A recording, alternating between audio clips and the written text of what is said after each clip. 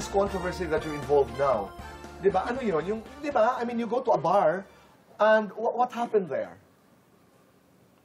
Yung recent, Hindi niya maalala kasi hindi niya maalala. Yung napag-usapan natin, dahil sa dami din ng... No, di ba siguro, he goes to a public place, and then, itong nasa... Siyempre, pag lasing, nag-uusap. Yung wala, uwi. Oo. Pero may mga kumakausap sa'yo, di ba? Siyempre, marami. Ikaw naman, mabait ka? Always. Yeah. Always. lang. At Lagi ako na yung pag-uusap. Pero how do you handle situations kung saan pinagkakamalian ka na nagre-reciprocate, na parang gusto mo rin? Di ba? Umiiwas ka na lang? Yes, siyempre. Tingnan Kahit paano, kung sobra kong lasing, alam kong may, Hindi, totoo yun. Naniniwala ako. kung ano. Hindi, may mga lasing ants na kahit gaano kalasing, alam... Yeah, me also. And because I guess I know him well, so I know like, I also know what his type is. So, parang I feel like, iba Did yung... it bother you? I mean, you know, itong this recent thing? No.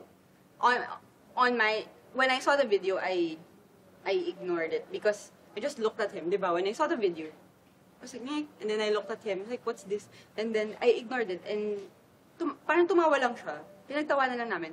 What bothered me is finding out that it was done on purpose, that the person in the video was the one that posted it. That's what bothered me because then you just created something super unnecessary. Right. So yeah, because in terms of what people think he was doing or his intentions were, that doesn't matter to him, I guess, because the only opinion that matters to him is mine.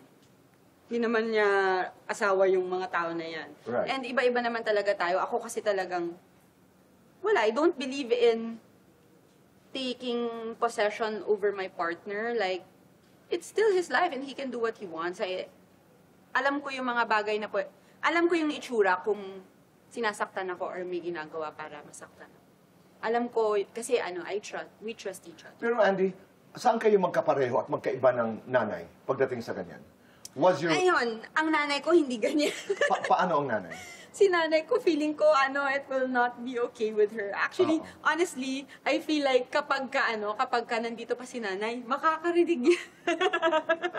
That was ganyan, nanay. O kapag may mga nagagawa si Philmar, minsan, may mga nagagawa si Philmar na hindi sang-ayon si nanay. Sinasabi. Nanay. Ay, Philmar, ganyan. Pero it doesn't mean anything, It doesn't mean di na niya mahal si Philmar, ayaw na niya kay Philmar. Nanay ko siya. Pero sabihan ko lang siya na, pag nalaman niya or napansin niya na okay lang talaga sa akin, or i-explain ko talaga sa kanya na, nanay, okay lang yan. Wala namang masama dyan, or whatever, di ba na? Tsaka, kaya nga kami nagtitiwala sa isa't isa kasi relax lang kami. Hindi namin parang kinokontrol yung buhay ng isa't isa. Parang si nanay yung, ganun talaga. Ganun lang yun. Doon kayo magkaiba.